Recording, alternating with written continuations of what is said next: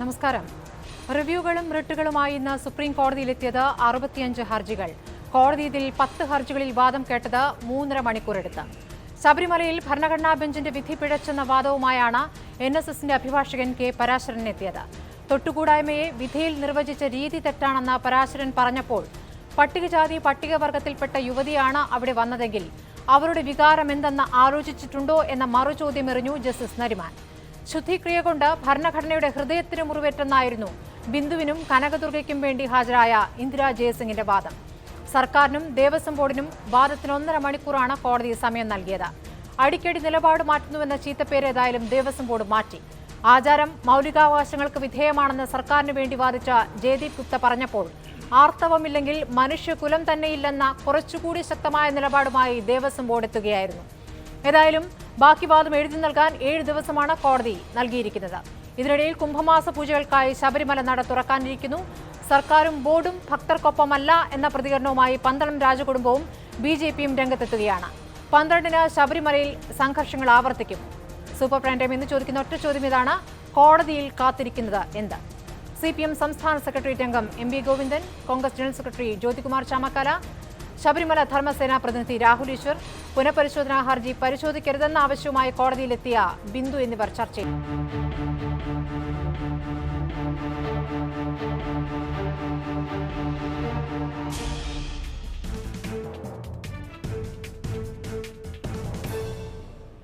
കോടതിയിൽ കാത്തിരിക്കുന്നത് super prime time ചർച്ചയിലേക്ക് കിടക്കുകയാണ്. ശ്രീ ജ്യോതികുമാർ ചാമക്കാല, ഇന്നിപ്പോൾ 3.5 മണിക്കൂർ വാദം കേൾക്കുകയായിരുന്നു സുപ്രീം കോടതി. അതിൽ തന്നെ 1.5 മണിക്കൂറോളം സർക്കാരിൻ്റെയും ദേവസ്വം ബോർഡിൻ്റെയും വാദമാണ് കേട്ടത്. വളരെ ശക്തമായ വാദങ്ങളാണ് സർക്കാരും ദേവസ്വം ബോർഡും മുന്നോട്ട് വെച്ചത്. ദേവസ്വം ബോർഡിന് ഈ നിലപാടില്ല എന്ന് നിങ്ങൾക്ക് പറയാൻ പറ്റില്ല. അല്ല, സർക്കാരിൻ്റെ വാദത്തെക്കുറിച്ച് നമുക്ക് തർക്കമില്ല. സർക്കാർ അങ്ങനെ തന്നെയാണ് പറയേണ്ടത്. പക്ഷേ ദേവസ്വം ബോർഡിനെ സംബന്ധിച്ച് സർക്കാരിൻ്റെ ഭാഗത്തു നിന്ന് ആദ്യം മുതൽ എടുത്തിരിക്കുന്ന നിലപാട് ഇതാണ്. അവർ പല കാര്യങ്ങളും പറഞ്ഞെങ്കിലും അവർ ഹൈക്കോടതിയിൽ അല്ലെങ്കിൽ സുപ്രീം കോടതിയിൽ ഈ കേസ് വന്നപ്പോൾ UDFൻ്റെ കാലത്ത് കൊടുത്തിരുന്ന അഫിഡവിറ്റ് മാറ്റിയിട്ട് അവർ അഫിഡവിറ്റ് കൊടുക്കുമ്പോൾ അവർ പറഞ്ഞതായിട്ട് അവർ തന്നെ പലപ്പോഴും ന്യായീകരിച്ചിട്ടുള്ളത് ഈ രംഗത്തുള്ള പണ്ഡിതരുമായി കൂടിയാലോചിച്ച് വേണം തീരുമാനമെടുക്കാനെന്ന് സുപ്രീം കോടതിയോട് ആവശ്യപ്പെട്ടു എന്നൊക്കെയാണ് പറഞ്ഞതെങ്കിലും ജയദീപ് ഗുപ്ത ഈ സർക്കാരിന് വേണ്ടി ഹാജരായപ്പോൾ അദ്ദേഹം ഒരു ഘട്ടത്തിൽ പോലും അതിനകത്ത് ആ ഒരു പോയിന്റിനെ കുറിച്ച് ചർച്ചയിൽ വന്നിരുന്നില്ല. ഞാൻ പറഞ്ഞു ഇപ്പോഴത്തെ കേസല്ല, ആദ്യത്തെ കേസ് എടുത്തപ്പോൾ. ഇപ്പോൾ ഈ കേസിനകത്ത് കൃത്യമായും നിലപാടിൽ മാറ്റമില്ല, ഒരു കാരണവശാലും പുനഃപരിശോധിക്കേണ്ടതില്ല എന്ന നിലപാടിലേക്ക് പോയിരിക്കുന്നു. അപ്പോൾ അതിനകത്ത് വലിയ അത്ഭുതമൊന്നുമില്ല. കാരണം കഴിഞ്ഞ കുറേ നാളുകളായി ഈ സെപ്റ്റംബർ മാസം 28-ാം തീയതി ജഡ്ജ്മെൻറ്റ് വന്നതിന് ശേഷം നാളിതുവരെ സർക്കാരിൻ്റെ ഭാഗത്തു നിന്നുണ്ടായ നിലപാടും ഇതുമൊക്കെ ഏകദേശം ഒന്ന് തന്നെയാണ്. പക്ഷേ ദേവസ്വം ബോർഡിനെ സംബന്ധിച്ച് ദേവസ്വം ബോർഡ് ഇപ്പോൾ സർക്കാരിൻ്റെ കയ്യിലെ കളിപ്പാവയായി മാറിയിരിക്കുന്നു എന്നുള്ളതാണ് പ്രശ്നം. ക്ഷേത്രങ്ങളുടെ പരിപാലനവും ക്ഷേത്രങ്ങളുടെ ആചാരങ്ങളുടെ സംരക്ഷണവുമാണ് ദേവസ്വം ബോർഡിൽ നിക്ഷിപ്തമായിട്ടുള്ളത് എന്നാണ് നമുക്കൊക്കെ അറിയാവുന്നത്. ഇവിടെ അതിൽ നിന്നും വ്യത്യസ്തമായി എന്താ പറയുക, ഇവിടെ ക്ഷേത്രങ്ങളിലെ ആചാരങ്ങളെ സംരക്ഷിക്കുന്നതിനപ്പുറമായി ഇവിടെ തുല്യത നടപ്പാക്കാൻ വേണ്ടി സർക്കാരിനേക്കാൾ മുന്നിട്ട് നിൽക്കുന്നത് ദേവസ്വം ബോർഡായി മാറിയിരിക്കുന്ന ഗൗരവമായ കാഴ്ചയാണ് നമ്മൾ കാണുന്നത്. അതിലേക്ക് വരാം. ഈ ജഡ്ജ്മെന്റ് വന്നതിന് ശേഷം ദേവസ്വം ബോർഡിലുള്ള നിലപാടുകൾ നിങ്ങളൊന്ന് പറഞ്ഞേ. എന്തുകൊണ്ട് ഞാനൊന്ന് പറഞ്ഞോട്ടെ. ഈ ജഡ്ജ്മെൻറ്റ് വന്നതിന് ശേഷം ദേവസ്വം ബോർഡ് പ്രസിഡന്റ് പല പ്രാവശ്യം പറഞ്ഞിട്ടുണ്ട്. അദ്ദേഹം പറഞ്ഞിട്ടുണ്ട് പുനഃപരിശോധനാ ഹർജി ഞങ്ങൾ കൊടുക്കും എന്ന് അദ്ദേഹം സ്റ്റേറ്റ്മെൻറ്റ് നിങ്ങളുടെ ചാനൽ ഉൾപ്പെടെ പറഞ്ഞിട്ടുണ്ട്. അത് കഴിഞ്ഞപ്പോൾ പറഞ്ഞു ഞങ്ങളൊരു റിപ്പോർട്ട് കൊടുക്കും, ഞങ്ങളൊരു ഇപ്പോഴത്തെ തൽസ്ഥിതിയെക്കുറിച്ച് ഞങ്ങളൊരു റിപ്പോർട്ട് കൊടുക്കുമെന്ന് പറഞ്ഞു. അതും പറഞ്ഞു അല്ല എന്തോ ആയിക്കോട്ടെ. ഞാൻ ചോദിക്കുന്ന ആദ്യം പറഞ്ഞ എന്താണ്, ഞങ്ങൾ പുനഃപരിശോധനാ ഹർജി കൊടുക്കുമെന്ന് പറഞ്ഞത് ഇതേ ദേവസ്വം ബോർഡ് പ്രസിഡന്റാണ്. അതിനുശേഷം പറഞ്ഞു ഇപ്പോഴത്തെ അവസ്ഥയെക്കുറിച്ച് ഞങ്ങളൊരു റിപ്പോർട്ട് കൊടുക്കുമെന്ന് പറഞ്ഞു. അതിനുശേഷം പറഞ്ഞു ഞങ്ങൾക്ക് സാവകാശ ഹർജി കൊടുക്കുമെന്ന് പറഞ്ഞു. സാവകാശ ഹർജി കൊടുത്തത് പന്തളം കൊട്ടാരവുമായും അത് തന്ത്രി കുടുംബവുമായൊക്കെ ബന്ധപ്പെട്ട് ചർച്ചകൾ നടത്തിയതിന് ശേഷമാണ്. അപ്പോൾ നിരവധി തവണ ഇത്തരത്തിൽ അഭിപ്രായം മാറ്റിയിട്ടുണ്ട്. അദ്ദേഹം എന്തുകൊണ്ട് അഭിപ്രായം മാറ്റി, അല്ലെങ്കിൽ ദേവസ്വം ബോർഡ് എന്തുകൊണ്ട് അഭിപ്രായം മാറ്റി? അദ്ദേഹം ഇത്തരത്തിൽ പുനഃപരിശോധനാ ഹർജി കൊടുക്കുമെന്ന് പ്രഖ്യാപിച്ചതിന് തൊട്ടടുത്ത ദിവസം തന്നെ മുഖ്യമന്ത്രി നേരിട്ട് പത്തനംതിട്ടയിൽ പോയി LDFൻ്റെ യോഗം വിളിച്ചു ചേർത്ത് അവിടെ വെച്ച് അദ്ദേഹത്തിൻ്റെ നാട്ടിൽ വെച്ച് ഈ പറയുന്ന ദേവസ്വം ബോർഡ് പ്രസിഡന്റിനെ പുലഭ്യം പറയുന്നത് ഒഴിച്ച് ബാക്കി എല്ലാം പറഞ്ഞു. മര്യാദയ്ക്ക് നിന്നോണം, ഇത്തരത്തിൽ പേപ്പറുമായി അങ്ങോട്ട് പോയി തട്ടുമേടിക്കാൻ നിൽക്കരുത് എന്ന് പറഞ്ഞ് ഭീഷണിപ്പെടുത്തി അദ്ദേഹത്തെ പിന്നോട്ട് വലിപ്പിച്ചു. അതിനുശേഷമാണ് അദ്ദേഹം ഓരോ കാര്യങ്ങളും നിലപാട് മാറ്റിയിട്ടുള്ളത്. അപ്പോൾ ഈ ജഡ്ജ്മെൻറ്റ് വന്നതിന് ശേഷം ദേവസ്വം ബോർഡിൻ്റെ നിലപാടുകളിൽ പലപ്പോഴും വ്യത്യാസം ഉണ്ടായിട്ടുണ്ടെന്നേ. അത് സുപ്രീം കോടതിയിൽ എന്ത് പറഞ്ഞു എന്നുള്ളതല്ല, നിരവധി തവണ ദേവസ്വം ബോർഡിൻ്റെ നിലപാടിൽ മാറ്റങ്ങൾ ഉണ്ടായിട്ടുണ്ട്. ഏറ്റവും അവസാനം ഭക്തരെ എങ്ങനെ പറ്റിക്കാമെന്ന് വളരെ കൃത്യമായി ദേവസ്വം ബോർഡ് പൊതുസമൂഹത്തോട് ബോധ്യപ്പെടുത്തിയിരിക്കുന്നു ഇന്നത്തെ നിലപാടിലൂടെ. ഇന്നത്തെ നിലപാടിനെക്കുറിച്ച് ഇനി അതിനേക്കാൾ പ്രധാനം, ഞാൻ അതിൻ്റെ വിശദാംശങ്ങളിലേക്ക് വരാം. അതിനേക്കാൾ പ്രധാനം ഈ നിലപാട് വന്നതിന് ശേഷം ദേവസ്വം ബോർഡ് പ്രസിഡന്റ് പത്രക്കാരെ കണ്ടിരുന്നു. നിങ്ങൾ മനോരമ മാതൃഭൂമി ചാനൽ ഉൾപ്പെടെ റിപ്പോർട്ട് ചെയ്തതാണ്. അതിനകത്ത് അദ്ദേഹം എന്താ പറയുന്നത്, ഞങ്ങൾക്ക് ഈ വിധിയെക്കുറിച്ച് എന്താണ് പറയാനുള്ളതെന്ന് ചോദിച്ചപ്പോൾ ഞങ്ങളുടെ വക്കീൽ പറഞ്ഞു ഇങ്ങനെയൊക്കെയാണെന്നാണ് പറഞ്ഞിരിക്കുന്നത്. പക്ഷേ ഞങ്ങൾക്ക് പറയാനുള്ളത് ഇനി ഞങ്ങൾ എഴുതി കൊടുക്കുന്നതാണ്. എന്ത് വിവരക്കേടായി പറയുന്നത്? ദേവസ്വം ബോർഡിൻ്റെ വക്കീലിന് വേണ്ടി കൃത്യമായ ദ്വേദിക്ക് വേണ്ടി കൃത്യമായ സമയം അനുവദിച്ചിരുന്നു. അദ്ദേഹത്തിന് പറയാനുള്ള ഭാഗം കേട്ടിട്ടുണ്ട്. ഇന്ന് ആരൊക്കെ പറഞ്ഞ കേട്ടെ? NSS പറഞ്ഞത് കേട്ടു, തന്ത്രി പറഞ്ഞത് കേട്ടു, ദേവസ്വം ബോർഡ് പ്രസിഡന്റ്, ദേവസ്വം ബോർഡിൻ്റെ വക്കീൽ പറഞ്ഞത് കേട്ടു, ഗവൺമെൻറ് പറഞ്ഞത് കേട്ടു, ബ്രാഹ്മണ സഭ പറഞ്ഞത് കേട്ടു, ബോർഡ് പറഞ്ഞത് കേട്ടു. ഇത്രയും പേരുടെ അവസരം കഴിഞ്ഞിരിക്കുന്നു. ഇനി അവർക്കൊന്നും എഴുതി കൊടുക്കാനില്ല. ഇനി അദ്ദേഹം എഴുതി കൊടുക്കുന്ന മുഖ്യമന്ത്രിക്ക് എന്തെങ്കിലും എഴുതി കൊടുക്കാനോ ഒക്കെ പേഴ്സണലായിട്ട്, അതിനപ്പുറം അദ്ദേഹത്തിനൊന്നും ചെയ്യാൻ അവകാശമില്ല. എന്നിട്ടും അദ്ദേഹം ജനങ്ങളെ വീണ്ടും ഈ ഭക്തരെ പറ്റിക്കാൻ ശ്രമിക്കുകയാണ്. അപ്പോൾ ഈ ഒരാൾക്ക് ഭക്തരെ എങ്ങനെ പറ്റിക്കാം എന്നതിനെ സംബന്ധിച്ച് റിസർച്ച് നടത്തണമെങ്കിൽ ദേവസ്വം ബോർഡ് പ്രസിഡന്റ് ഈ നവംബർ 28-ാം തീയതി 2018 വിധി വന്നതിന് ശേഷം നാളിതുവരെ അദ്ദേഹം നടത്തിയിട്ടുള്ള സ്റ്റേറ്റ്മെന്റും അദ്ദേഹം എടുത്തുള്ള നടപടിക്രമങ്ങളും കോടതിയിൽ മലക്കം മറിഞ്ഞു എന്ന് പറയാൻ സാധിക്കില്ല. ശ്രീ ജ്യോതികുമാർ ചാമക്കാല, താങ്കൾ പറഞ്ഞു ശരിയായിരിക്കും. ദേവസ്വം ബോർഡ് പ്രസിഡന്റ് പലതവണ സമ്മർദ്ദത്തിന്റെ പുറത്ത് പലതവണ മാറ്റി പറഞ്ഞിട്ടുണ്ട്. പക്ഷേ കോടതിയിൽ അങ്ങനെ പറഞ്ഞിട്ടില്ല. അത് കൃത്യമാണ്. കാരണം നേരത്തെ ആയാലും കോടതിയിൽ സമയം വേണമെന്നാണ് കോടതിയിൽ ആവശ്യപ്പെട്ടത്. അതിന് പറഞ്ഞിരിക്കുന്ന കാരണങ്ങൾ അവിടെ സ്ത്രീകൾക്ക് കൊടുക്കാനുള്ള സൗകര്യങ്ങളില്ല, അതിനുള്ള സമയം വേണം, അതിനായി ശ്രമിക്കുന്നു, അതിനുള്ള സമയം നൽകൂ എന്നാണ് നേരത്തെ നൽകിയ അപേക്ഷയിൽ പറഞ്ഞിരിക്കുന്നത്. ഇന്നിപ്പോൾ സുപ്രീം കോടതിയിൽ ഇന്ദു മൽഹോത്ര ചോദിക്കുകയും ചെയ്തു, നിങ്ങൾ നേരത്തെ എതിർത്തിരുന്നില്ലേ, സ്ത്രീ പ്രവേശനത്തെ എതിർത്തിരുന്നില്ലേ എന്ന് സുപ്രീം കോടതി ജഡ്ജി ചോദിക്കുന്നു. പക്ഷേ നേരത്തെ എതിർത്തുവെങ്കിലും സുപ്രീം കോടതി വിധിക്ക് ശേഷം നിലപാട് മാറ്റി എന്നാണ്. അവിടെയാണ് ഞാൻ പറഞ്ഞത്, വിധിക്ക് ശേഷം എത്ര പ്രാവശ്യം നിലപാട് മാറ്റിയെന്ന് ദേവസ്വം ബോർഡ്. ഞാൻ അത് തന്നെ പറഞ്ഞത്, വിധിക്ക് ശേഷം ദേവസ്വം ബോർഡ് എത്ര പ്രാവശ്യം നിലപാട് മാറ്റി. എൻ്റെ ചോദ്യം ഇതാണ്, അദ്ദേഹം പാർട്ടിയുടെ തിട്ടൂരമാണോ അനുസരിക്കേണ്ടത്, അതോ അദ്ദേഹത്തിന്റെ ആന്തരികമായ ചോദനയ്ക്കൊപ്പം അദ്ദേഹം നിൽക്കണമെന്ന് അദ്ദേഹം തീരുമാനിക്കണം. ശ്രീ ജ്യോതികുമാർ ചാമക്കാല, പക്ഷേ ഒരു കാര്യം വ്യക്തമാണ്, ഇന്നിപ്പോൾ കോടതിയിൽ ഒരുപക്ഷെ സർക്കാരിനേക്കാളും അതിശക്തമായ നിലപാട് കാണിച്ചിരിക്കുന്നത് ദേവസ്വം ബോർഡാണെന്ന് വേണമെങ്കിൽ പറയേണ്ടി വരും. ദേവസ്വം ബോർഡ് അഭിഭാഷകൻ പറഞ്ഞിരിക്കുന്നത് ദേവസ്വം ബോർഡിന് വേണ്ടി വാദിച്ചത് അത് മുഴുവൻ അറിഞ്ഞിട്ടില്ല എന്നാണ് ദേവസ്വം ബോർഡ് പ്രസിഡന്റ് ഇപ്പോൾ പറയുന്നത്. പക്ഷേ എന്തായാലും ഇതിൽ ഇനി ആ പറഞ്ഞതിൽ നിന്ന് പിന്നോട്ട് പോകാനാവില്ല. സുപ്രീം കോടതിയിൽ പറഞ്ഞിരിക്കുന്ന വാദമുഖങ്ങളാണ്. ഇനി എന്തായാലും ഇനി വാദങ്ങൾ മാറ്റിമറിക്കുന്ന നിലപാടാണ് ദേവസ്വം ബോർഡിന് ഇനി പറയാൻ പറ്റില്ല. ഇതാണ് ദേവസ്വം ബോർഡിന്റെ നിലപാട്. അങ്ങനെയാണെങ്കിൽ ദേവസ്വം ബോർഡ് പ്രസിഡന്റ് എന്ന് പറഞ്ഞത് ഞാനിതൊന്നും അറിഞ്ഞിട്ടില്ല എന്ന് പറഞ്ഞു. അപ്പോൾ ദേവസ്വം ബോർഡ് പ്രസിഡന്റ് അറിഞ്ഞിട്ടില്ലെങ്കിൽ ആരറിഞ്ഞിട്ടാണ് ഇത്തരത്തിൽ അദ്ദേഹം അങ്ങനെ പറയാൻ പാടുണ്ടോ? ഒരു ദേവസ്വം ബോർഡിന്റെ പ്രസിഡന്റ് അദ്ദേഹത്തിന്റെ വക്കീൽ എന്താ പറയുന്നത് അറിയത്തില്ല, പിന്നെ അദ്ദേഹത്തിന് നടക്കുന്നത് അദ്ദേഹം രാജിവെച്ചൊഴിയണമെന്നേ. ഞാനത് ചോദിക്കുന്നത്, പാർട്ടി തിട്ടൂരമാണോ ദേവസ്വം ബോർഡ് പ്രസിഡന്റ് അംഗീകരിക്കുന്നത്, അതോ അദ്ദേഹത്തിന്റെ ആന്തരികമായി ഉണ്ടാകുന്ന ചോദനയ്ക്കൊപ്പം അദ്ദേഹം നിൽക്കുന്നുണ്ടോ? അദ്ദേഹത്തിന് ഉണ്ടാകുന്ന ഉൾവിളിക്കൊപ്പം അദ്ദേഹം വിശ്വാസികളോടൊപ്പമാണ് നിൽക്കുന്നതെങ്കിൽ അദ്ദേഹം ഈ നിമിഷം ഇത് രാജിവെച്ച് പുറത്തു പോകണം. അല്ല അദ്ദേഹം പാർട്ടി തിട്ടൂരത്തിനനുസരിച്ചാണ് നിൽക്കുന്നതെങ്കിൽ അദ്ദേഹം പാർട്ടി നേതാവായി നിൽക്കണം. അല്ല ദേവസ്വം ബോർഡ് പ്രസിഡന്റ് നിൽക്കാൻ ഏതർത്ഥത്തിലായാലും അദ്ദേഹം ദേവസ്വം ബോർഡ് പ്രസിഡന്റ് സ്ഥാനം ഒരു നിമിഷം മുമ്പേ ഒഴിയുന്നതാണ് അദ്ദേഹത്തിന് നല്ലത്. സർക്കാരിന് അടിപ്പെട്ട് നിൽക്കുന്ന ആളല്ല താനെന്ന ദേവസ്വം ബോർഡ് പ്രസിഡന്റ് ഇപ്പോൾ ഈ വിധിക്ക് ശേഷം പ്രതികരിച്ചിട്ടുണ്ട്.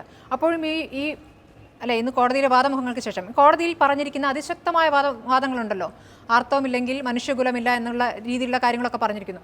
ഇതൊക്കെ അങ്ങോട്ട് സൂചിപ്പിക്കുമ്പോൾ ദേവസ്വം ബോർഡ് പ്രസിഡന്റ് അതൊന്നും എനിക്കറിയില്ല, അതിൻ്റെ വിശദാംശങ്ങൾ എനിക്കറിയില്ല എന്ന് പറഞ്ഞ് പതുക്കെ ഊരുകയാണ്. അതായത് ഭക്തർക്കൊപ്പമല്ല ദേവസ്വം ബോർഡ്, സർക്കാർ എന്ന് മറുപുറത്ത് BJPയും ശബരിമല കർമ്മസമിതിയും ഒക്കെ നിൽക്കുന്നു, പന്തളം രാജകുടുംബവും നിൽക്കുന്നു. അപ്പോൾ ആ ഘട്ടത്തിൽ അവിടെയും ഇവിടെയും തൊടാത്ത പ്രതികരണവുമായി ഇപ്പോഴും ദേവസ്വം ബോർഡ് പ്രസിഡന്റ് നിൽക്കുകയാണ്. സർക്കാർ നിലപാടാണോ ദേവസ്വം ബോർഡ് എടുക്കേണ്ടത്? അല്ല, എനിക്ക് ആദ്യം പറയാനുള്ളത് ഈ ഭക്തരെ സംബന്ധിച്ചാണ്. ആരാ ഈ ഭക്തർ? ഇന്ന് കോടതിയിലെത്തിയോ? രണ്ടാളും പറഞ്ഞല്ലോ, ആങ്കറായിട്ടുള്ള നിങ്ങളും പറയുന്നുണ്ട്, കോൺഗ്രസിൻ്റെ പ്രതിനിധിയും പറയുന്നുണ്ട്. ഭക്തർക്ക് അവിടെ എന്തോ പ്രശ്നമാണ്. ഭക്തർ ഞങ്ങളൊക്കെ ഭക്തൻ്റെ ഒപ്പം നിൽക്കുന്നവരാണ്, ഞങ്ങളൊക്കെ ഭക്തർക്ക് എതിരായിട്ട് നിൽക്കുന്നവരാണെന്നുള്ള ധാരണ ഉണ്ടാക്കാനാണല്ലോ ശ്രമിക്കുന്നത്. അപ്പോൾ ആദ്യം ആരെങ്കിലും ശ്രമിക്കുന്നുണ്ടെങ്കിൽ ശ്രമിച്ചവർ, ഞാൻ ആദ്യം തന്നെ പറയുകയാണ്, ഞങ്ങളൊക്കെ ഭക്തരുടെ താല്പര്യം സംരക്ഷിക്കാൻ വേണ്ടി നിലകൊള്ളുന്നവരാണ്. CPIM ഏറ്റവും വലിയ തമാശ. തമാശ നിങ്ങൾക്ക് മനസ്സിലാവാൻ ആരാ ഉത്തരവാദി? ഞാൻ എത്രയോ പ്രാവശ്യം ഞങ്ങൾ പറഞ്ഞുകൊണ്ടിരിക്കുകയാണ്, അത് നിങ്ങൾക്ക് മനസ്സിലാവും. ഞാൻ പറയട്ടെ, നിങ്ങൾ പറയുമ്പോൾ ഞാൻ മുട്ടിയിട്ടില്ലല്ലോ, ഞാൻ പറയട്ടെ, ഞങ്ങൾ ഭക്തർക്ക് വേണ്ടി നിലകൊള്ളുന്നവരാണ്. ഈ കേരളത്തിലെ ഹിന്ദു വിശ്വാസികളിൽ മഹാഭൂരിപക്ഷവും ഇടതുപക്ഷ രാഷ്ട്രീയത്തിൻ്റെ ഒപ്പമാണ്, അന്നും അതെ ഇന്നും അതെ നാളെയും അതെ. അതുകൊണ്ട് ഭക്തരെ പേരും പറഞ്ഞിട്ട് കുറച്ച് ആൾ പുറപ്പെട്ടിരിക്കുകയാണ്. അവരതെല്ലാം കൃത്യമായിട്ട് മനസ്സിലാക്കിയിട്ട് കൃത്യമായ രീതിയിൽ അവർക്ക് പറയേണ്ടിയും വരും. പിന്നെ അതുകൊണ്ട് ഭക്തർക്ക് വേണ്ടിയിട്ട് കുറച്ചാളും ഭക്തർക്ക് എതിരായിട്ടുള്ള കുറച്ചാളുമായിട്ട് വേർതിരിക്കേണ്ട. CPIM-ഉം ഇടതുപക്ഷ ജനാധിപത്യ മുന്നണിയും ഗവൺമെൻറ്റും ഭക്തർക്ക് വേണ്ടി നിലകൊള്ളുന്ന, ഭക്തരുടെ താല്പര്യം സംരക്ഷിക്കാൻ നിലകൊള്ളുന്ന ഒരു പ്രധാനപ്പെട്ട സംവിധാനമാണ് ഗവൺമെൻറ്റും അതെ പാർട്ടിയും അതെ. അപ്പോൾ ഞാൻ അതാദ്യം അങ്ങ് വ്യക്തമാക്കിയാൽ പിന്നെ അതിനെപ്പറ്റിയുള്ള ചർച്ച ഇങ്ങനെ വന്നുകൊണ്ടിരിക്കണ്ടല്ലോ. ഈ ഭക്തരുടെ പ്രശ്നം ഇനി ദേവസ്വം ബോർഡിന് പറയാം. ദേവസ്വം ബോർഡ് കൃത്യമായ നിലപാടാണ് ഇപ്പോൾ സ്വീകരിച്ചത്.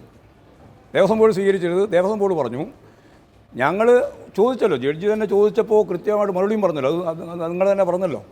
പറഞ്ഞ ഇത്രയേ ഉള്ളൂ, സുപ്രീം കോടതിയുടെ വിധി വരുന്നത് വരെ ഞങ്ങളുടെ അഭിപ്രായം വേറൊന്നായിരുന്നു. അത് നേരത്തെ പറഞ്ഞിട്ടുള്ളത് അഭിപ്രായം എന്താണെന്ന്. അത് വന്നതിന് ശേഷം ഞങ്ങൾ വ്യക്തമായ അഭിപ്രായം പറഞ്ഞിരിക്കുകയാണ്. എന്താ അഭിപ്രായം? കോടതി വിധി നടപ്പിലാക്കാൻ ബാധ്യതയുണ്ട്, ആ ബാധ്യത ഞങ്ങൾ നിർവഹിക്കും. അങ്ങനെ ബാധ്യത നിർവഹിക്കാൻ ഞങ്ങൾക്ക് കുറച്ചും കൂടി സാവകാശം വേണം. ആ സാവകാശ ഹർജിയാണ് കൊടുത്തിട്ടുള്ളത്, അതാണ് കൃത്യമായിട്ട് പറഞ്ഞിട്ടുള്ളത്. അപ്പോൾ അതിൻ്റെ അകത്ത് വേറെ ഒരു സംശയവും ഉണ്ടാകാനിടയില്ല. അവർ കൃത്യമായൊരു നിലപാട് സ്വീകരിച്ചിട്ടുണ്ട്, ഗവൺമെൻറ്റും കൃത്യമായ നിലപാട് സ്വീകരിച്ചിട്ടുണ്ട്. ഗവൺമെന്റ് സംശയം ദേവസ്വം ബോർഡിന് വേണ്ടി അവിടെ വാദിച്ച അഭിഭാഷകന്റെ വാദമുഖങ്ങളുമായി ബന്ധപ്പെട്ടല്ല, അതിനുശേഷം ദേവസ്വം ബോർഡ് പ്രസിഡന്റ് നടത്തിയ പ്രസിഡന്റിനോട് ചോദിക്കേണ്ടതാണ്. എന്നോട് ചോദിച്ചിരുന്ന കാര്യം അല്ല, പ്രസിഡന്റ് വേറൊരു അഭിപ്രായം പറയുകയാണ്. എന്തഭിപ്രായം? അയാൾ എന്തെല്ലാം അഭിപ്രായം പറയുന്നത് അതായത് ദേവസ്വം ബോർഡ് പൂർണ്ണമായും സ്വതന്ത്രമായി പ്രവർത്തിക്കുന്ന ഒരു ബോർഡാണ്. അതിനെപ്പറ്റി, അതിൻ്റെ പ്രസിഡന്റിനെ പറ്റിയോ അതിൻ്റെ ഭാഗമായിട്ട് നിൽക്കുന്ന ആളുകളെ സംബന്ധിച്ചോ CPIMൻ്റെ ഭാഗമായിട്ടോ അല്ലെങ്കിൽ ഗവൺമെൻറ്റിൻ്റെ ഭാഗമായിട്ടോ ഒരു അഭിപ്രായം പറയണമെന്ന് പറഞ്ഞാൽ പറയാൻ സാധിക്കില്ലല്ലോ. അവരാണത് അഭിപ്രായം പറയേണ്ടത്. ആ പറഞ്ഞതിൻ്റെ അപ്പുറത്ത് വേറൊന്നും പറയാൻ ഞാനില്ല, എനിക്ക് പറയേണ്ട കാര്യമില്ല. ഞങ്ങളുടെ നിലപാടാണ് ഞാൻ വിശദീകരിച്ചത്. അവിടെ കോടതിയിലെടുത്ത നിലപാടും ഞാൻ വിശദീകരിച്ചു. കോടതിയിലെടുത്ത നിലപാട് ഉറച്ച നിലപാടാണ്, സർക്കാരിനേക്കാളും ഉറച്ച നിലപാടാണ്. പക്ഷേ ദേവസ്വം ബോർഡ് പ്രസിഡന്റ് അറിഞ്ഞിട്ടില്ല. ഉറച്ചതാന്ന് പറയേണ്ട കാര്യമില്ല. ചില വാചകങ്ങൾ കുത്തൊന്നുമില്ല, ഞാൻ പറഞ്ഞ ഉപയോഗിച്ച വാചകങ്ങൾ ഇല്ല, കുത്തൊന്നല്ല, ഉപയോഗിച്ച വാചകങ്ങൾ കുറച്ചുകൂടി ശക്തമാണ്. ഗവൺമെന്റും വാദിച്ചു, അതുപോലെ ദേവസ്വവും വാദിച്ചു. സുപ്രീം കോടതി വിധി നടപ്പിലാക്കുന്നതിന് ആവശ്യമായ നിലപാട് സ്വീകരിക്കുമെന്ന് തന്നെയാണ് പറഞ്ഞിട്ടുള്ളത്. അതിന് സാവകാശം വേണമെന്നാണ് സുപ്രീം കോടതിയിൽ കൃത്യമായിട്ട് ഹർജി കൊടുത്തുകൊണ്ട് ദേവസ്വം ബോർഡ് പറഞ്ഞത്. ഞങ്ങൾ വിധിയിൽ ഒരു മാറ്റവും വരുത്താൻ പാടില്ല എന്നുള്ള നിലപാട് തന്നെയാണ് ഗവൺമെൻറ് തുടർന്നത്. ആ അതിൽ നിന്ന് ഒരു വ്യത്യാസവും വരുത്തേണ്ട കാര്യം ഇപ്പം കേരളത്തിലുണ്ടായിട്ടില്ല. വിശ്വാസികളുടെ പേരിൽ കുറച്ചാൾ സംസാരിക്കുന്നുണ്ട്. ആ സംസാരിക്കുന്നവരൊന്നും വിശ്വാസികൾക്ക് വേണ്ടി പറയുന്നതല്ല, വർഗീയവാദികൾക്ക് വേണ്ടി പറയുന്നതാണ്. ശ്രീ രാഹുൽ ഈശ്വർ, താങ്കൾക്ക് കൂടിയുള്ള ചോദ്യമാണത്, താങ്കൾക്ക് നേരെയുള്ള ആരോപണം കൂടിയാണത്. ഇന്നിപ്പോൾ സുപ്രീം കോടതിയിൽ അതിശക്തമായ വാദമുഖങ്ങൾ എല്ലാവരും മുന്നോട്ട് വെച്ചു. അതിൽ ഏറ്റവും കൂടുതൽ സമയം സർക്കാരിനും ദേവസ്വം ബോർഡിനും കിട്ടി. കൃത്യമായ നിലപാട് അവിടെ അറിയിച്ചു. ദേവസ്വം ബോർഡിന് ഒരു നിലപാടില്ല എന്ന് ഇനി നിങ്ങൾക്കടക്കം പറയാൻ പറ്റില്ല. ദേവസ്വം ബോർഡ് നിലപാടുണ്ട്, അത് കൃത്യമായും യുവതീ പ്രവേശനം സാധ്യമാക്കണം, യുവതീ പ്രവേശനത്തിനെ അനുകൂലിക്കുന്നു എന്ന് വ്യക്തമാക്കുന്നതാണ്. രണ്ട് കാര്യങ്ങളാണ് ഗോവിന്ദ മാസ്റ്റർ പറഞ്ഞാൽ വളരെ കറക്റ്റാണ്. ദേവസ്വം ബോർഡ് ഒരു സ്വതന്ത്ര ഏജൻസിയും അങ്ങനെ നിൽക്കേണ്ടതുമാണ്. പക്ഷേ ദൗർഭാഗ്യവശാൽ ഇന്ന് സർക്കാരിനേക്കാൾ, അതായത് ആർത്തവത്തിന്റെ അടിസ്ഥാനത്തിലാണ് മനുഷ്യകുലം നിൽക്കുന്നതെന്ന് അടക്കം പൊതുവെ ഗവർണമെന്റ് അതാണ്. പക്ഷേ ലൈംഗികതയുടെ അടിസ്ഥാനത്തിലാണ് മനുഷ്യകുലം നിൽക്കുന്നത്. അതുകൊണ്ട് അമ്പലത്തിലുള്ള ലൈംഗികത പറ്റുമെന്ന് പറയാൻ കഴിയുമോ? അപ്പോൾ ഇതൊക്കെ വളരെ ബ്രോഡായിട്ടുള്ള മദർഹുഡ് സ്റ്റേറ്റ്മെൻറ്റ്സ് ആണ്. അത് ദേവസ്വം ബോർഡിൻ്റെ അകത്ത് വന്നാൽ എനിക്ക് വേദന തോന്നി. ഇപ്പോൾ സർക്കാർ പറഞ്ഞാൽ പ്രശ്നമില്ലായിരുന്നു, കാര്യം അതൊരു ലെഫ്റ്റ് ലിബറൽ അപ്രോച്ചാണ്. ഞങ്ങൾക്ക് അതിനോട് ബഹുമാനമുണ്ട്, വിയോജിപ്പുണ്ടെങ്കിലും. പക്ഷേ ദേവസ്വം ബോർഡിൻ്റെ ഭാഗത്ത് നിന്ന് വന്നത് ഞെട്ടൽ തോന്നി. അതിനുശേഷം ദേവസ്വം പ്രസിഡന്റ്, നമുക്കെല്ലാം അറിയാം, അദ്ദേഹം ഒരു ഭക്തനാണ്, വിശ്വാസിയാണ്. അദ്ദേഹത്തിൻ്റെ നിലപാട് കുറേ കൂടെ മയപ്പെടുത്തിയതായിരുന്നു അറ്റ്ലീസ്റ്റ് TV കണ്ടതെങ്കിലും. പക്ഷേ യഥാർത്ഥത്തിൽ ശബരിമല അയ്യപ്പനെ വാദിക്കേണ്ടിയിരുന്നത്, ശബരിമല അയ്യപ്പന് വേണ്ടി ശക്തിയുക്തം പ്രതിരോധം തീർക്കേണ്ടിയിരുന്നത് ദേവസ്വം ബോർഡാണ്. അവരതിൽ പരാജയപ്പെട്ടു. കാര്യം ദേവസ്വം മെമ്പർമാർ പ്രതിജ്ഞ എടുത്ത് കയറുന്നത് അമ്പലങ്ങളുടെ ആചാരങ്ങളും അനുഷ്ഠാനങ്ങളും വിശ്വാസങ്ങളും സംരക്ഷിച്ചു കൊള്ളാം എന്ന് പറഞ്ഞുകൊണ്ടാണ്. ദേവസ്വം ബോർഡ് വേണ്ട രീതിയിൽ അത് ചെയ്തില്ല എന്ന് അത് ചരിത്രത്തിൽ എഴുതപ്പെടുമെന്ന കാര്യത്തിൽ സംശയമില്ല. ഞങ്ങൾക്കെല്ലാം വേദനയും വിഷമവും ഉണ്ടായ കാര്യമാണ്. കാര്യം ആ വിശ്വാസികൾക്ക് വേണ്ടി ദേവസ്വം ബോർഡ് വേണ്ട രീതിയിൽ അവരുടെ നിലപാട് ആർജവത്തോടെ പറഞ്ഞില്ലെന്ന് മാത്രമല്ല, എതിർഭാഗം എന്ന് പൊതുവെ വിവക്ഷിക്കുന്ന ഭാഗത്തിന് വേണ്ടി അവരെക്കാൾ ശക്തമായി പറയുകയും ചെയ്തു. അതിനുശേഷം ദേവസ്വം പ്രസിഡന്റ് മറ്റൊരു സ്വരത്തിലാണ് കാര്യങ്ങൾ പറഞ്ഞത്. അദ്ദേഹത്തിന്റെ വിശ്വാസി ഞങ്ങൾ ബഹുമാനിക്കുന്നു, ഒരുപക്ഷെ ഏതെങ്കിലും രീതിയിലുള്ള സമ്മർദ്ദങ്ങളാകാം. പക്ഷേ വിശ്വാസികൾ തീർച്ചയായും ഇത് അല്ലെങ്കിൽ മറ്റൊരു ഓർഡിനൻസ് റൂട്ട്, ഈ രണ്ട് രീതിയുമുണ്ട്. ശ്രീ KC വേണുഗോപാലിനെ പോലെ മുതിർന്ന ഒരു കോൺഗ്രസ് നേതാവ് സോണിയാഗാന്ധിജി ഇരിക്കുന്ന സമക്ഷത്തിൽ തന്നെ പറയുകയുണ്ടായ ഒരു നിയമനിർമ്മാണത്തെക്കുറിച്ച് ചിന്തിക്കണമെന്ന്. ശ്രീ അമിത്ഷാ അടക്കം വന്ന് വളരെ ശക്തിയുക്തം അതിനുവേണ്ടി, അല്ലെങ്കിൽ ഒരു ശബരിമല വിഷയത്തെ അനുകൂലിക്കുകയും പ്രധാനമന്ത്രി 3 തവണ ശബരിമല വിഷയത്തെക്കുറിച്ച് സംസാരിക്കുകയുണ്ടായി. അതിൽ ഇന്ദു മൽഹോത്രയുടെ വെർഡിക്റ്റിനെ എടുത്തു പറഞ്ഞ് അതിനെ ഹൈലൈറ്റ് ചെയ്യുകയും ഉണ്ടായി. അതുകൊണ്ട് ഞങ്ങൾക്ക് ഒന്നെങ്കിൽ കോടതി വഴി അല്ലെങ്കിൽ ഒരു ഓർഡിനൻസോ നിയമനിർമ്മാണമോ വഴി ഈ വിഷയം പരിഹരിക്കാൻ കഴിയുമെന്നുള്ള പ്രതീക്ഷയുണ്ട്. എപ്പോഴത്തേക്ക് വിധി വരുമെന്ന് അറിയില്ല. പക്ഷേ ഇപ്പോൾ ഒരു 50-50 നിൽക്കുകയാണ്. ഒരു കയ്യാലപ്പുറത്തെ തേങ്ങ പോലെ അങ്ങോട്ടും ഇങ്ങോട്ടും വീഴാം, ഏത് രീതിയിൽ പോകുമെന്ന് അറിയില്ല. പക്ഷേ രണ്ട് കാര്യങ്ങളിൽ സന്തോഷമുണ്ട്. ഒന്ന്, നൈഷ്ഠിക ബ്രഹ്മചര്യം എന്ന കോർ ആംഗിൾ, അതായത് ഡിനോമിനേഷനേക്കാൾ ബാക്കി എല്ലാ കാര്യങ്ങളെക്കാൾ, പീരീഡ്സിനേക്കാൾ, മെൻസ്ട്രേഷനേക്കാൾ, വിശ്വാസികൾ എന്ന് പറയുന്നതിനേക്കാൾ DT ഈസ് റൈറ്റ് എന്നുള്ള ഞങ്ങളുടെ കോർ പോയിന്റ് 4 മുതിർന്ന അഭിഭാഷകർക്ക് പറയാൻ കഴിഞ്ഞു എന്നുള്ളൊരു സന്തോഷമുണ്ട്. കാര്യം മുമ്പ് ആരെയും കുറ്റപ്പെടുത്താനല്ല, മുമ്പുള്ള പ്രധാന അഡ്വക്കേറ്റ് വാദിച്ചിരുന്നവരോട് ഞങ്ങൾ കാല് പിടിച്ച് പറഞ്ഞിട്ടും അദ്ദേഹം ഡിനോമിനേഷൻ ആംഗിളെ വാദിച്ചുള്ളൂ. പക്ഷേ ഇന്ന് DT's റൈറ്റ്, നൈഷ്ഠിക ബ്രഹ്മചര്യയുടെ കാര്യമടക്കം ശക്തിയുക്തം വാദിച്ചു. ആ വാദങ്ങൾ സുപ്രീം കോടതി കേൾക്കുമെന്നാണ് പ്രതീക്ഷ.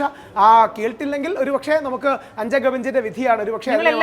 നിങ്ങൾ എല്ലാവരും തന്നെ ഒരേ കാര്യങ്ങൾ ആവർത്തിക്കുകയായിരുന്നു. അവസാനം ചീഫ് ജസ്റ്റിസ് നമുക്ക് പുതിയ കാര്യങ്ങൾ പറയാൻ പറ്റുമല്ലോ. അല്ല, പുതിയ കാര്യം എന്താ? ഒരു കേസിൽ എന്താ ഈ പുതിയ കാര്യം ഉണ്ടാകുക? റിവ്യൂ എന്ന് പറയുന്നത് പൊതുവെ ഈ പുതിയ കാര്യം എന്ന് ഉദ്ദേശിക്കുന്നത് ഏതെങ്കിലും ശ്രദ്ധിക്കപ്പെടാത്ത പോയിന്റ് ഹൈലൈറ്റ് ചെയ്യുക. അതാണ് ഈ റിവ്യൂവിൽ നമ്മൾ പുതിയ പോയിന്റ് എന്ന് ഉദ്ദേശിക്കുന്നത്. അല്ല ഇതുവരെ ഇല്ലാത്ത പുതിയൊരു പോയിന്റ് പറയുകയല്ല, ഓൾറെഡി ശ്രദ്ധിക്കപ്പെടാതെ കിടന്നൊരു കാര്യം. അതുകൊണ്ടാണ് ശ്രീ അഭിഷേക് മനു സിംഗ് അടക്കം, പരാശരൻ സാർ അടക്കം, ഗിരി സാർ അടക്കം ഇന്ദു മൽഹോത്രയുടെ വെർഡിക്റ്റിൽ വേണ്ട രീതിയിൽ പ്രതിപാദിക്കപ്പെട്ട DT's റൈറ്റ് അടക്കമുള്ള കാര്യങ്ങളെ ഹൈലൈറ്റ് ചെയ്തു. ഒരു കാര്യം പ്രത്യേകം ശ്രദ്ധിക്കണം, ഡിനോമിനേഷൻ റൈറ്റ് ആരും വാദിച്ചില്ല, വേണ്ട രീതിയിൽ അത് വാദിച്ചില്ല. കാര്യം ഡിനോമിനേഷൻ റൈറ്റ് തന്നുകൊണ്ടാണ് ഇന്ദു മൽഹോത്രയുടെ വെർഡിക്റ്റ് വന്നത്. കാര്യം ഞങ്ങളുടെ അടക്കമുള്ള ഫോക്കസ് കഴിഞ്ഞ പ്രാവശ്യമേ എടുത്ത തീരുമാനമാണ്, ലീഗൽ സ്ട്രാറ്റജി DT's റൈറ്റിലേക്ക് ഫോക്കസ് ചെയ്യും, പരമാവധി ഷാർപ്പായി ഞങ്ങളത് വെക്കും. ആ DT's റൈറ്റിനെ ഡിനേ ചെയ്യാൻ കോടതിക്കാവില്ല എന്നുള്ള പ്രതീക്ഷയിലാണ്. ചിലപ്പോൾ ഡിനേ ചെയ്യുമായിരിക്കാം, പക്ഷേ ആ പ്രതീക്ഷയിൽ ദേവതയുടെ അവകാശങ്ങൾ എന്ന ഇന്ത്യൻ ഭരണഘടന ഉറപ്പു തരുന്ന വ്യത്യസ്ത വിധിന്യായങ്ങൾ ഉറപ്പു തരുന്ന കാര്യം ചൂണ്ടിക്കാണിക്കും. പക്ഷേ ഒറ്റ വിഷമവും മാത്രം, ദേവസ്വം ബോർഡിന്റെ ഏറ്റവും വലിയ വരുമാനം വരുന്ന ഈ 1100 ക്ഷേത്രങ്ങളെ നിലനിർത്തുന്ന അയ്യപ്പൻ നൈഷ്ഠിക ബ്രഹ്മചാരിയാണെന്ന് പറഞ്ഞില്ല എന്നുള്ളൊരു വിഷമം എന്നും ഇവിടെ കിടക്കും. ആ നൈഷ്ഠിക ബ്രഹ്മചാരിയാണെന്ന് പറഞ്ഞു പോലുമില്ല, പറഞ്ഞിട്ട് ബാക്കിയുള്ള കാര്യങ്ങൾ ഒരു പക്ഷേ പറഞ്ഞിരുന്നെങ്കിലും കുഴപ്പമില്ല. പക്ഷേ അയ്യപ്പന്റെ ഭാഗത്ത് നിന്ന് അയ്യപ്പന് വേണ്ടി ഒരു വാദഗതി പറഞ്ഞില്ല. അതോടൊപ്പം ഒരു വിഷയം കൂടി, NSSലെ സുകുമാരൻ നായർ സാർ അടക്കം പറഞ്ഞു, ഞങ്ങൾ കാല് പിടിക്കാൻ തയ്യാറാണ് ആരുടെയും. അദ്ദേഹത്തിന്റെ തന്നെ പ്രസ്താവനകളാണ്. കൊടിയേരി സഖാവിനെ വിളിച്ച് അദ്ദേഹത്തെക്കാൾ പ്രായം കുറഞ്ഞ സുകുമാരൻ നായർ തയ്യാറാണെന്ന് പറഞ്ഞു. വിശ്വാസികളുടെ വികാരങ്ങളെ സംരക്ഷിക്കും. വെള്ളാപ്പള്ളി നടേശൻ സാറെങ്കിലും പറയുന്നു, വെള്ളാപ്പള്ളി നടേശൻ സാർ വനിതാ ബില്ലിൽ ഏറ്റവും ആളെ കൂട്ടിയ ഞങ്ങൾക്ക് ഇത് കെണിയായി പോയി. രാഹുൽ സുപ്രീം കോടതിയിലേക്ക് വരികയാണെങ്കിൽ നിങ്ങൾ ഇപ്പോൾ കുറെ വാദമുഖങ്ങൾ മുന്നോട്ട് വെക്കുമ്പോഴും നിങ്ങൾക്ക് അനുകൂലമാകുന്ന എന്തെങ്കിലും ഒരു പ്രതികരണം ഏതെങ്കിലും ജഡ്ജിമാരുടെ ഭാഗത്ത് നിന്ന് വന്നിട്ടില്ല. പക്ഷേ ഇന്ദിരാ ജയസിംഗ് ബിന്ദുവിന് വേണ്ടി വാദിച്ച ഇന്ദിരാ ജയസിംഗ് ചില കാര്യങ്ങൾ മുന്നോട്ട് വെക്കുമ്പോൾ, അതിനു മുമ്പ് NSSന്റെ പരാശരൻ ചില വാദങ്ങൾ മുന്നോട്ട് വെക്കുമ്പോഴൊക്കെ ചില ഇടപെടലുകൾ ഉണ്ടാകുന്നത്.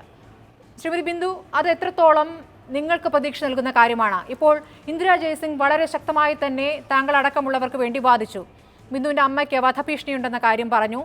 ശുദ്ധിക്രിയ തൊട്ടുകൂടായ്മ നിൽക്കുന്നതിൻ്റെ ഉദാഹരണമാണെന്ന് ചൂണ്ടിക്കാണിച്ചു. മാത്രമല്ല, നേരത്തെ പരാശരൻ വാദമുഖം മുന്നോട്ട് വെച്ച ഘട്ടത്തിൽ തൊട്ടുകൂടായ്മയെ വിധിയിൽ നിർവഹിച്ച രീതി തെറ്റാണെന്ന് പറഞ്ഞ ഘട്ടത്തിൽ ജസ്റ്റിസ് നരിമാൻ പറഞ്ഞു, പട്ടികജാതി പട്ടികവർഗത്തിൽപ്പെട്ട യുവതിയാണ് അവിടെ വന്നിട്ടുള്ളതെങ്കിൽ ആ സ്ത്രീയുടെ വികാരം എന്താകുമെന്ന് ആലോചിച്ചിട്ടുണ്ടോ എന്ന മറു ചോദ്യം ജസ്റ്റിസ് നരിമാൻ ചോദിക്കുന്നു. ഈ ചോദ്യങ്ങളൊക്കെ നിങ്ങൾക്ക് അനുകൂലമായ ഒരു സാഹചര്യത്തിലേക്ക് അല്ലെങ്കിൽ നിലപാടിലേക്ക് കോടതി എത്തുന്നു എന്നതിൻ്റെ സൂചനയായി നിങ്ങൾ കാണുന്നുണ്ടോ ബിന്ദു? തീർച്ചയായിട്ടും ഞാൻ അങ്ങനെ തന്നെയാണ് കണക്കാക്കുന്നത്. കാരണം ഈ ഇന്ന് നടന്ന റിവ്യൂ പരിഗണിക്കാനുള്ള ഈ ഒരു സെഷനിൽ ഇന്ന് നമ്മൾ കണ്ടതാണ്, ഈ 55ഓളം വരുന്ന റിവ്യൂ പെറ്റീഷനുകളിൽ ഒരു 40-ന് മേലെ പെറ്റീഷനുകൾ പരിഗണിച്ചിട്ടില്ല. അവരോട് എഴുതി തരാനാണ് പറഞ്ഞിട്ടുള്ളത് കോടതി. ആ സാഹചര്യത്തിലും നമ്മൾ കഴിഞ്ഞ ദിവസം കൊടുത്ത ഈ ഇൻ്റർവ്യൂ പെറ്റീഷന് അതിൽ നമുക്ക് വാദം പറയാനുള്ള ഒരു അവസരം ബഹുമാനപ്പെട്ട സുപ്രീം കോടതിയിൽ നിന്ന് തരുന്നുണ്ടായി. അപ്പോൾ അത് വളരെ കൃത്യമായിട്ട് ഞങ്ങളുടെ പെറ്റീഷനിൽ വെച്ചിട്ടുള്ള നിലപാടുകൾ ബോധ്യപ്പെട്ടതിൻ്റെ അടിസ്ഥാനത്തിലാണ് ഇന്ദിരാ മാമാണ് ഇന്ന് നടന്ന സുപ്രീം കോടതിയിൽ നടന്ന സെഷൻ ഒരു ഹീറോയിന് വേണമെങ്കിൽ ഇന്ദിരാ മാമിനെ പറയാൻ പറ്റും. കാരണം വളരെ കൃത്യമായിട്ട് രാഹുൽ ഈശ്വറിനെ പോലെയുള്ള അവരുടെ അഡ്വക്കേറ്റ്സ് ഒക്കെ തന്നെ ഡൈവേർട്ട് ചെയ്തുകൊണ്ട് പോകാൻ ശ്രമിച്ച ചില കാര്യങ്ങളെ അവർ ഈ ആർത്തോതിൻ്റെ ബേസിസിലുള്ള ഡിസ്ക്രിമിനേഷൻ എന്നുള്ളതിനെ ഡൈവേർട്ട് ചെയ്തുകൊണ്ട് പോകുമായിരുന്നു. കാരണം അതൊരിക്കലും അവർക്ക് കിട്ടില്ല എന്നറിയാം. അത് അൺടച്ചബിലിറ്റി ആണെന്നും കേസ് അവരുടെ കണ്ടൻഷൻ നിലനിൽക്കില്ല എന്നുള്ളത് അവർക്ക് വളരെ കൃത്യമായിട്ട്. അപ്പോൾ അതിൽ നിന്ന് പിന്മാറിയിട്ട് ഡയറ്റിൻ്റെ റൈറ്റിനെ കുറിച്ച് പറഞ്ഞുകൊണ്ട് അവർ പുതിയൊരു വാദം മുന്നോട്ട് വെക്കാനുണ്ടായത്. ഇവിടെ നമുക്ക് ഇന്ത്യയിൽ ഡയറ്റിൻ്റെ റൈറ്റിനെ കുറിച്ച് നമുക്കറിയാം. ജസ്റ്റ് ഒരു ജൂറിസ്റ്റിക് പേഴ്സൺ ആണ്, ഒരു ലീഗൽ പേഴ്സൺ മാത്രമാണ് ഡയറ്റിനെ കണക്കാക്കുന്നത്. ഇവിടെ ഒരു ഇന്ത്യൻ സിറ്റിസൺ അല്ല. ഡയറ്റി എന്ന് പറയുന്നത് ഇന്ത്യൻ സിറ്റിസൻ്റെ റൈറ്റ് ഡയറ്റിൻ്റെ റൈറ്റിന് മേലെയാണ്. അപ്പോൾ അതുകൊണ്ട് തന്നെ ആർട്ടിക്കിൾ 14, 15, 17 ഇതിൻ്റെ ഒന്നും മേലെ അല്ല ആർട്ടിക്കിൾ 25, 26 ഒന്നും തന്നെ നിലനിൽക്കുന്നത്. ഇവിടെ രാഹുൽ ഈശ്വർ പറയണ്ടായി, ഇവിടെ ഈ ആർത്തവം എന്ന് പറയുന്നത് മനുഷ്യ കുലം നിലനിൽക്കാൻ വേണ്ടി ഉള്ളതാണെന്ന് ദേവസ്വം ബോർഡിൻ്റെ ഒരു കണ്ടൻഷൻ. അവരുടെ സത്യവാങ്മൂലത്തിൽ അപ്പോൾ ഇത് കൃത്യമായിട്ട് അതിനകത്ത് രാഹുൽ ഈശ്വർ പറയുന്നത് ആർത്തവമല്ല ലൈംഗികതയാണ് മനുഷ്യ മനുഷ്യകുലത്തിൻ്റെ അടിസ്ഥാനം ഇവിടെ സുപ്രീം കോടതിയിൽ നിന്ന് വന്നിട്ടുള്ള ഒരുപാട് വിധിന്യായങ്ങളുടെ അടിസ്ഥാനത്തിൽ നമുക്കറിയാം ഇവിടെ സെയിം സെക്സിലുള്ള ആളുകളുടെ മാരേജ് അംഗീകരിക്കപ്പെട്ടിട്ടുണ്ട്, ഇവിടെ ട്രാൻസ്ജെൻഡേഴ്സിൻ്റെ റൈറ്റ് അംഗീകരിക്കപ്പെട്ടിട്ടുണ്ട്. അപ്പം ലൈംഗികതയുമായി ബന്ധപ്പെട്ട് മാത്രം മനുഷ്യകുലം ഉണ്ടാവില്ല എന്നുള്ളത് കൃത്യമായിട്ട് അറിയുന്ന ആളാണ് രാഹുൽ ഈശ്വർ. ഈ കാര്യങ്ങളെ ഇങ്ങനെ വളച്ചൊടിച്ച് വേറെ രീതിയിലേക്ക് കൊണ്ടുപോകുന്ന ഒരു നിലപാടാണ് എപ്പോഴും എല്ലാ ചർച്ചകളിലും രാഹുൽ ഈശ്വർ സ്വീകരിച്ചുകൊണ്ടിരിക്കുന്നത്. അതുപോലെ തന്നെ ഇവിടെ നിന്ന് ഇനി വിധി വരുന്നത് നമ്മൾ കാത്തിരിക്കുക. അത് കഴിഞ്ഞാൽ ഞങ്ങളുടെ മുമ്പിൽ ഓർഡിനൻസ് ഉണ്ട് എന്നാണ് പറയുന്നത്. പല പ്രാവശ്യം ഞാൻ പറഞ്ഞതാണ്, എങ്ങനെയാണ് ഈ ഒരു വിഷയത്തിൽ ഓർഡിനൻസ് ഉണ്ടാക്കുക? Ordinance article 13 of the constitution വളരെ കൃത്യമായിട്ട് ആർട്ടിക്കിൾ 13 പറയുന്നുണ്ട് അമെൻമെൻറ്റ്. അപ്പോൾ അതിൽ നിലനിൽക്കുന്ന ഈ ഭരണഘടനയിലെ പാർട്ട് 3 വയലേറ്റ് ചെയ്യുന്ന തരത്തിൽ പുതിയൊരു നിയമം കൊണ്ടുവരാൻ പറ്റില്ല. അങ്ങനെ ഒരു പുതിയ നിയമം കൊണ്ടുവന്നു കഴിഞ്ഞാൽ ഫണ്ടമെന്റൽ റൈറ്റിന് അഗൈൻസ്റ്റ് ആണെങ്കിൽ അത് വയലേറ്റീവ്, അത് കോൺട്രാഡിക്റ്റിംഗ് ആണെങ്കിൽ അത് വോയിഡായി മാറും. അത് കൃത്യമായിട്ട് അറിയും. ഇനി പോട്ടെ, ഫണ്ടമെന്റൽ റൈറ്റ് തന്നെ ഇനി അമെൻഡ് ചെയ്യാന്ന് വിചാരിക്കുക, അമെൻഡ് ചെയ്യാൻ പറ്റില്ല. കേശവാനന്ദ ഭാരതി ബേസിക് സ്ട്രക്ചറാണ് ആർട്ടിക്കിൾ 14 ബേസിക് സ്ട്രക്ചറാണ്.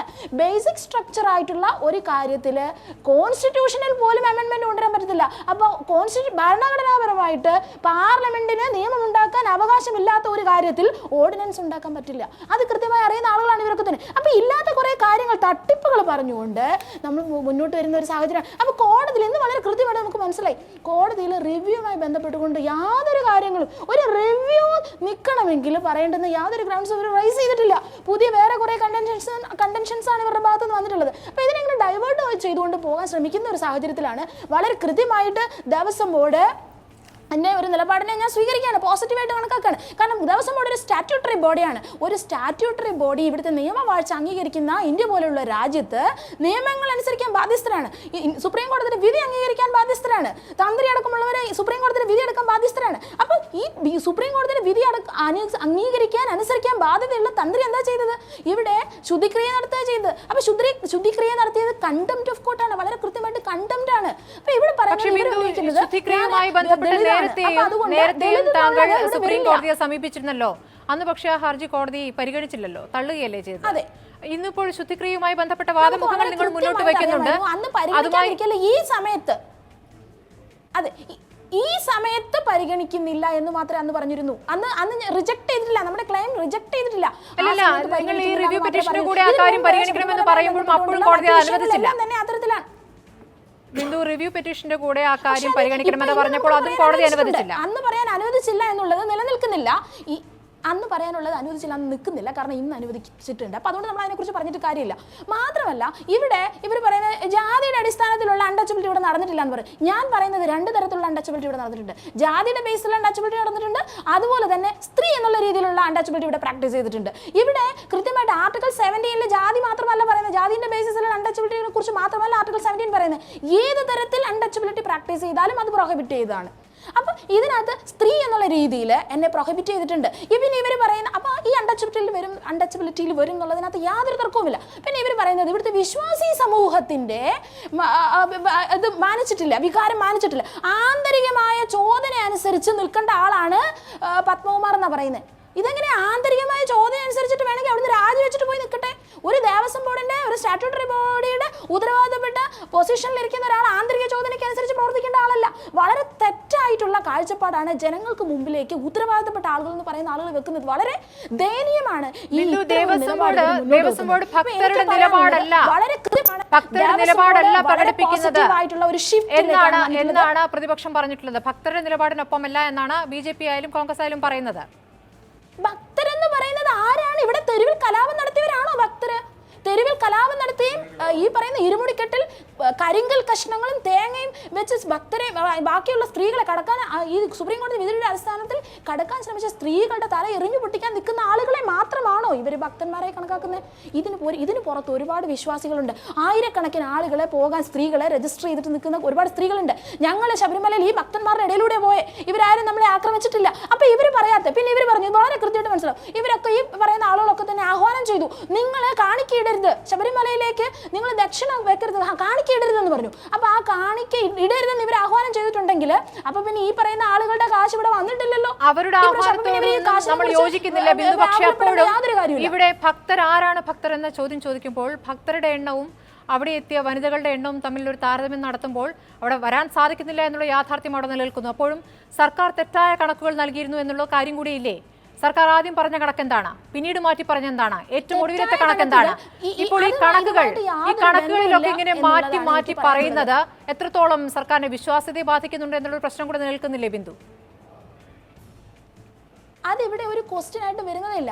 ഇല്ല, അത് മനഃപൂർവ്വം അത് കോടതിയിൽ നിന്ന് പറയില്ല എന്ന തീരുമാനമുണ്ടായിരുന്നു സർക്കാരിന്. വിഷയവുമായി ബന്ധപ്പെട്ടുകൊണ്ടുള്ള എൻ്റെയും കനകദുർഗയുടെയും ഞങ്ങളുടെ പ്രൊട്ടക്ഷന് വേണ്ടിയിട്ട് ഫയൽ ചെയ്ത ഒരു പെറ്റീഷനിലാണ് സർക്കാർ അത്തരം ഒരു ലിസ്റ്റ് പ്രൊവൈഡ് ചെയ്യുന്നത്. ആ സമയത്ത് അങ്ങനെ ഒരു ക്വസ്റ്റ്യൻ അവരോട് ഫയൽ ചെയ്യാൻ പറഞ്ഞിരുന്നില്ല. അപ്പോൾ അത് വളരെ പെട്ടെന്ന് ഇങ്ങനെ ചെയ്ത സമയത്ത് ഞങ്ങൾ പ്രൊട്ടക്ഷന് വേണ്ടിയിട്ട് കോടതിയെ സമീപിച്ച സമയത്ത് അവർ പെട്ടെന്ന് ഓൺലൈൻ ആയിട്ടുള്ള വിർച്വൽ രജിസ്ട്രേഷൻ്റെ മാത്രം ബേസിസിൽ ഉണ്ടാക്കിയിട്ടുള്ള ഒരു ലിസ്റ്റാണ് അവിടെ പ്രൊവൈഡ് ചെയ്തിട്ടുള്ളത്. അപ്പോൾ അത് നമുക്ക് വളരെ കൃത്യമായിട്ട് മനസ്സിലാക്കാം. സർക്കാരിന് ഏതെങ്കിലും തരത്തിൽ അങ്ങനെ ഒരു ഗൂഢാലോചന നടത്തണമായിരുന്നെങ്കിൽ വളരെ കൃത്യമായിട്ട് ഫാബ്രിക്കേറ്റ് ചെയ്യുന്ന എവിഡൻസസ് ഒക്കെ വളരെ കൃത്യമായിട്ട് ഉണ്ടാക്കുകയും ചെയ്യുമായിരുന്നുള്ളൂ. പക്ഷേ ഇവിടെ അത് മനസ്സിലാക്കുന്നത് അവരങ്ങനെ ഫാബ്രിക്കേറ്റ് ചെയ്തല്ല, അത് ഓൺലൈനായിട്ട് പ്രിന്റ് എടുത്തുകൊണ്ട്. അപ്പോൾ അതിൽ മാത്രമല്ല ആ ലിസ്റ്റ് ഈ റിവ്യൂമായിട്ട് അതിന് ബന്ധമില്ല. അപ്പോൾ അത് അന്ന് അവിടെ പ്രൊഡ്യൂസ് ചെയ്യും. അത് ഇന്നത്തെ ചർച്ചയിൽ എവിടെയും അത് വന്നിട്ടുമില്ല. ഇന്ന് കോടതിയിലെ വാദങ്ങളിൽ ഒന്നും തന്നെ അത്തരം കാര്യങ്ങൾ മെൻഷൻ ചെയ്തിട്ടുമില്ല. അപ്പം അതുകൊണ്ട് ഇത് വളരെ തെറ്റായ കാര്യങ്ങൾ ഭക്തന്മാരുടെ ഇടയിലേക്ക് അടിച്ചേൽപ്പിക്കുന്ന ഒരു രീതിയാണ്, ഭക്തന്മാരെ കലാപത്തിന് പ്രേരിപ്പിക്കുന്ന ഒരു രീതിയാണ്. ഞങ്ങൾ സുപ്രീം കോടതി വിധി പറയാണ് നിങ്ങൾ ഇനി പോകാൻ പാടില്ല, ഈ ഏജ് ഗ്രൂപ്പിൽ പെട്ടവർ പോകാൻ പാടില്ല എന്ന് പറഞ്ഞാൽ സുപ്രീം കോടതി വിധി അംഗീകരിക്കാൻ ഞാൻ തയ്യാറാണ്. രാഹുൽ ഈശ്വർ തയ്യാറാണോ? സുപ്രീം കോടതി ഈ സ്ത്രീകൾ കയറണമെന്ന് വീണ്ടും ഈ റിവ്യൂ സുപ്രീം കോടതി വിധി ലംഘിക്കുന്നവരാണ് റിവ്യൂ പെറ്റീഷനുകളുമായി എത്തിയിട്ടുള്ളത് എന്ന കാര്യമാണ് ഇന്ദ്രജിത് സിംഗ് ചൂണ്ടിക്കാണിച്ചത്. നമ്മുടെ ഭരണഘടന അതേ സുപ്രീം കോടതിയുടെ വിധിയെ മറികടക്കാൻ ഓർഡിനൻസിന്റെ റൂട്ട് അവസരം തരുന്നുണ്ട്. അങ്ങനെയാണ് SC/ST ആക്ട് ഡയല്യൂട്ട് ചെയ്തതിനെതിരെ BJP-കാർ ഓർഡിനൻസ് കൊണ്ടുവന്ന് കോൺഗ്രസും കമ്മ്യൂണിസ്റ്റുകാരെല്ലാം സപ്പോർട്ട് ചെയ്തില്ലേ? 50% മേൽ സംവരണം പോകരുത് എന്ന് സുപ്രീം കോടതി വിധിയുണ്ട്. അതിനെ മറികടക്കാനായി ഇപ്പോൾ 60% അതിനെ കമ്മ്യൂണിസ്റ്റുകാരും കോൺഗ്രസ്സുകാരും എല്ലാ ദളിത് പാർട്ടികളും അനുകൂലിച്ചില്ലേ? ജല്ലിക്കെട്ട് വിധിന്യായം തമിഴ്നാട്ടിലുണ്ടായി, അതിനെ മറികടക്കാനായി ഓർഡിനൻസ് കൊണ്ടുവന്നു, ചെയ്തില്ലേ? അപ്പോൾ സുപ്രീം കോടതിയുടെ വിധി എന്ന് പറയുന്നത് ലോ ഓഫ് ദി ലാൻഡ് എന്ന് പറയുന്നത് പോലെ ആ ലോ ഓഫ് ദി ലാൻഡിനെ മറ്റൊരു ലോ ക്രിയേറ്റ് ചെയ്ത് മറികടക്കാൻ കഴിയും. ഗുരുതരമായ ഒരു സാഹചര്യം അല്ലെങ്കിൽ ഒരു പ്രവണതയിലേക്കാണ് ഇപ്പോൾ രാഹുൽ ഈശ്വർ ചൂണ്ടിക്കാണിക്കുന്നത്. കോടതി വിധിച്ചില്ലെങ്കിൽ എന്താ, ഞങ്ങൾക്ക് ഓർഡിനൻസ് ഉണ്ടല്ലോ, ഓർഡിനൻസിലേക്ക് പോകാം എന്നുള്ള സൂചന. കാരണം ഇത് ഇപ്പോൾ അദ്ദേഹം സൂചിപ്പിക്കുന്ന സാമ്പത്തിക സവരണ നിയമം അത് നിലനിൽക്കില്ല എന്ന് പലരും വാദിച്ചിരുന്നെങ്കിലും സുപ്രീം കോടതി അക്കാര്യത്തിൽ നോട്ടീസ് അയക്കുക മാത്രമാണ് ചെയ്തിട്ടുള്ളത്. അപ്പോൾ സുപ്രീം കോടതിയിൽ നിന്നും അക്കാര്യത്തിലിരിക്കുന്ന നിലപാട് ആ തരത്തിലാണ് വന്നിട്ടുള്ളത്. എന്ത് കഴിഞ്ഞാലും അവസാനം ഓർഡിനൻസ് ഉണ്ടല്ലോ, പരമാധികാരം ആ രീതിയിലേക്ക് കൊണ്ടുപോവുക, ഇത് എത്രത്തോളം ശരിയായ പ്രവണതയാണ്? ഈ വിഷയവുമായി ബന്ധപ്പെട്ട് ഓരോരുത്തർക്കും അവരവരുടേതായ, ഓരോ സംഘടനയ്ക്കും ഓരോ വ്യക്തികൾക്കും അവരവരുടേതായ തീരുമാനങ്ങളും അഭിപ്രായങ്ങളും ഉണ്ടാകാം.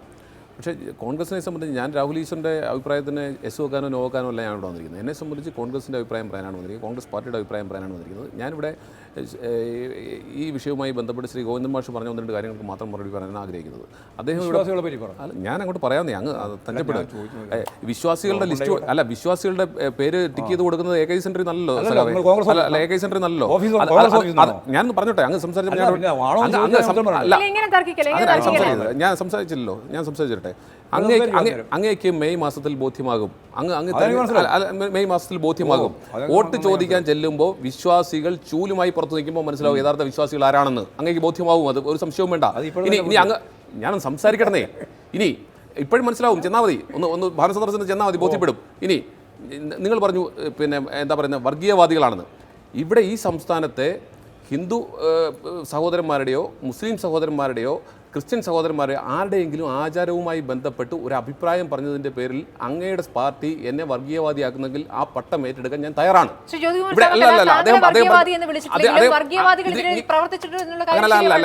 ഞാൻ കേട്ടതാണ്, അല്ല സ്മൃതി എന്ത് കേട്ടു എന്നുള്ളതല്ല, അദ്ദേഹം പറഞ്ഞ വാദിയം ഞാൻ കേട്ടതാണ്. എനിക്ക് നല്ല വ്യക്തമായി ബോധ്യമുണ്ട് അദ്ദേഹം എന്താ പറഞ്ഞത്. വേണമെങ്കിൽ റിപ്പീറ്റ് ഇട്ടുള്ളൂ, ഞാൻ കൂടി പറയാം. ഇതിനു വേണ്ടി അല്ല, ഞാൻ പറയട്ടെ. ഇവിടെ ദേവസ്വം ബോർഡുമായി ബന്ധപ്പെട്ട് ദേവസ്വം ബോർഡ് പ്രസിഡന്റിന്റെ ഭാഗത്തു നിന്ന് ഉണ്ടാകാൻ പാടില്ലാത്ത നടപടിക്രമങ്ങളാണ് ഉണ്ടായിരിക്കുന്നത്. ദേവസ്വം ബോർഡിൻ്റെ ഭാഗത്തു നിന്ന് ദേവസ്വം ബോർഡ് പ്രസിഡന്റ് അറിഞ്ഞു അദ്ദേഹത്തിന് പിന്നെ എന്താ ചെറുതനൊക്കെ ജീവിച്ചിരിക്കുന്നുള്ളൂ. അദ്ദേഹത്തെ സംബന്ധിച്ച് അദ്ദേഹത്തിന് ഇതിനകത്തൊന്നും വലിയ ഒരു അഭിപ്രായവും ഇല്ലാന്നാണ് ഇപ്പോൾ ഏറ്റവും അവസാനം മനസ്സിലായത്. അദ്ദേഹത്തിൻ്റെ സ്റ്റേറ്റ്മെൻറ്റ് തന്നെ മനസ്സിലാക്കേണ്ടത്. എന്തായാലും ശരി തന്നെ ദേവസ്വം ബോർഡിനെ പ്രതിനിധീകരിച്ചുകൊണ്ട് അവിടെ ഹാജരായ വക്കീൽ പറഞ്ഞിരിക്കുന്നത് ദേവസ്വം ബോർഡിൻ്റെ അഭിപ്രായമാണെങ്കിൽ ഇത്രയും ദിവസം ദേവസ്വം ബോർഡ് പ്രസിഡന്റ് പറഞ്ഞുകൊണ്ടിരുന്നതിന് വിരുദ്ധമായിട്ടാണ് പറഞ്ഞുകൊണ്ടിരിക്കുന്നത്. ഈ ജഡ്ജ്മെൻറ്റ് വന്നതിന് ശേഷം നിരവധികളായ അഭിപ്രായങ്ങൾ പറഞ്ഞിരിക്കുന്നു. അങ്ങനെയാണെങ്കിൽ ഏതിൻ്റെ പേരിലായാലും ദേവസ്വം ബോർഡ് പ്രസിഡന്റ് എങ്ങനെ നോക്കിയാലും ഇങ്ങനെ ആ സ്ഥാനത്ത് തുടരാൻ അവകാശമില്ല. ഒന്ന്. രണ്ട്, രാജാവിനേക്കാൾ വലിയ രാജഭക്തി അദ്ദേഹം കാണിക്കുകയാണ്. അദ്ദേഹം ഭക്തരാണോ അദ്ദേഹത്തിന് വിശ്വാസം, അതോ താങ്കൾ തുടരാൻ അവകാശമില്ല എന്ന് പറയുമ്പോൾ സുപ്രീം കോടതി വിധി നടപ്പാക്കും എന്ന് പറയുന്ന ദേവസ്വം ബോർഡ് പ്രസിഡന്റ് അവിടെ ഇരിക്കാൻ പറ്റില്ല എന്നുകൂടിയാണ് താങ്കൾ പറയുന്നത്.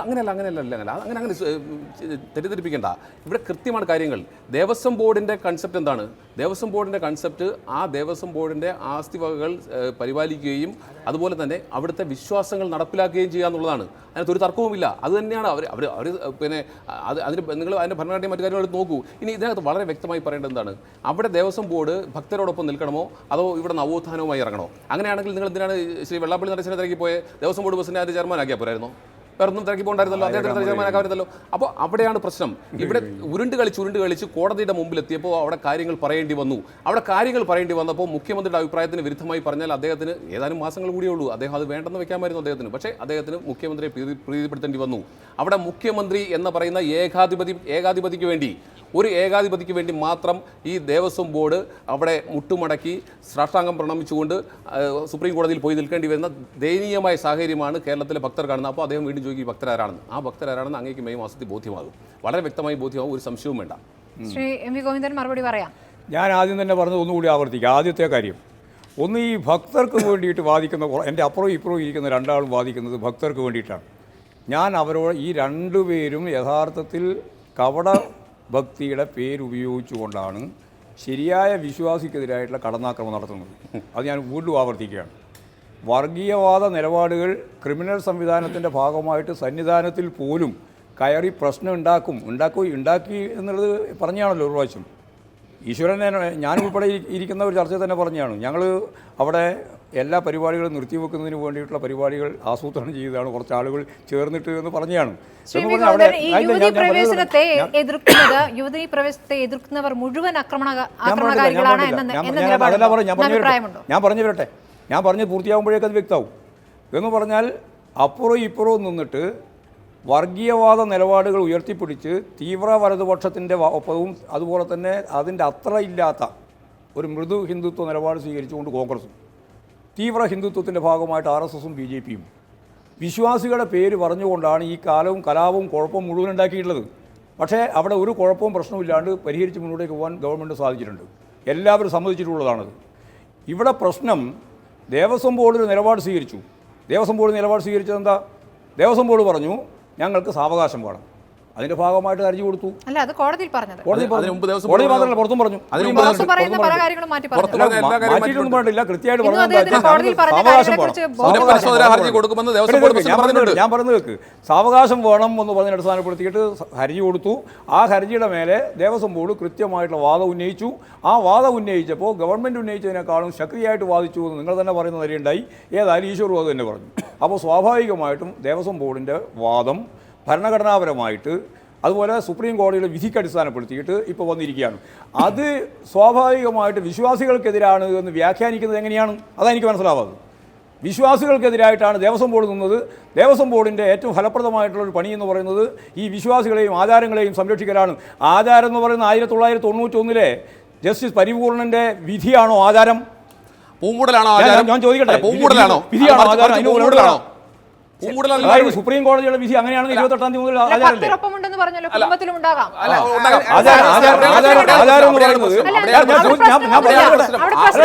എനിക്ക് പറഞ്ഞു തീർക്കാനായിട്ട് തരണം. അതായത് ആചാരം എന്ന് പറയുന്നത് ഈ കഴിഞ്ഞ സെപ്റ്റംബർ 28-ാം തീയതി വിധി വന്നിരിക്കുന്നു, സുപ്രീം കോടതിയുടെ വിധിയാണ്. അത് വിധി ആചാരമാണോ? അല്ല, പരിപൂർണന്റെ വിധിയാണോ? ജസ്റ്റിസ് പരിപൂർണന്റെ വിധിയാണോ ആചാരം? പറയണം കൃത്യമായിട്ട് ആളുകളോട്, ജനങ്ങളോട്. അതിനു മുമ്പ് 1957 സുപ്രീം കോടതിയുടെ ഭരണഘടനാ ബെഞ്ച് തന്നെ വിധിച്ചിട്ടുണ്ട്. ആ വിധിയിൽ പറഞ്ഞിട്ടുള്ളത് എല്ലാവർക്കും കയറാൻ തന്നെയാണ്, ഏത് അമ്പലത്തിലും കയറി. ഞാൻ പറഞ്ഞു തീർക്കട്ടെ.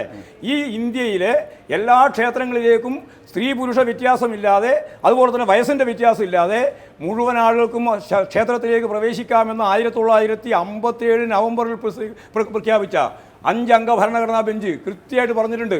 അത് ആചാരാണോ? ഞാൻ പറഞ്ഞു തീർക്കട്ടെ. അതാ പറഞ്ഞാൽ ആചാരാണോ? രണ്ടാമത്തത്, പരിപൂർണന് മുമ്പ് അവിടെ സ്ത്രീകൾ കയറിയിട്ടുണ്ട്. അതിന് മുമ്പ് കയറിയിട്ടുണ്ടെങ്കിൽ എല്ലാവർക്കും തെളിവുണ്ടല്ലോ, എത്രയോ തെളിവുണ്ടല്ലോ. അപ്പൊ ഈ നിങ്ങൾക്ക് മാത്രമേ ഇല്ലെന്ന് പറയാൻ തീരട്ടെ. 91 വിധി വന്നു, കയറാൻ പാടില്ല. അതാണോ ആചാരം? ഇപ്പോൾ 2018 വിധി വന്നു കയറാം. ഏതാചാരം? അപ്പൊ ഈ ആചാരത്തെ പറ്റി ഒന്നും വലിയ വാർത്താന്ന് പറയണ്ട. ഞങ്ങൾക്ക് ഞാൻ പറഞ്ഞത് കേട്ടെന്നില്ല, എനിക്ക് പറയാൻ സമയമുണ്ട്. അപ്പൊ കൃത്യമായിട്ട് ധാരണ ഇതാ, ഒരാചാരം മാറിക്കൊണ്ടിരിക്കും, ഓരോ ആചാരവും മാറിക്കൊണ്ടിരിക്കുകയാണ്. ആചാരങ്ങൾ മാറിയിട്ടാണ് അനാചാരാകുന്നത്. അല്ലാണ്ട് ആചാരം തന്നെ മാറിയിട്ടുണ്ട്. ഇനി മാറിയിട്ടുണ്ട്, ഇനി മാറും. നിങ്ങൾ ആരെങ്കിലും വിചാരിച്ചാൽ മാറാതിരിക്കുന്നില്ല ആചാരം. ഇവിടെ എന്തെല്ലാം ആചാരങ്ങൾ മാറിയിട്ടുണ്ട്. എന്തൊക്കെ ആചാരമാരും തൊട്ടുകൂടായ്മയും തീണ്ടിക്കൂടായ്മയും കണ്ടുകൂടായ്മയും ഉൾപ്പെടെ ഈ ബ്രാഹ്മണ സമൂഹത്തിൽ